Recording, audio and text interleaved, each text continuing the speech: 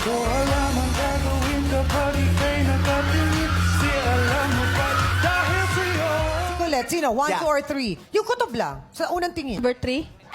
Ay, agree ako. Tawan sila sa number 3. Colette, sabi mo number 3, may idea ka ba kung sino siya?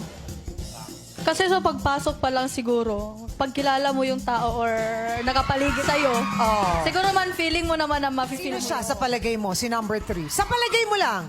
Wild Sa guess. palagay. Oo, wild guess lang. Eh, itong pagpasok, si Jaren po. There goes my heart. If you are the reason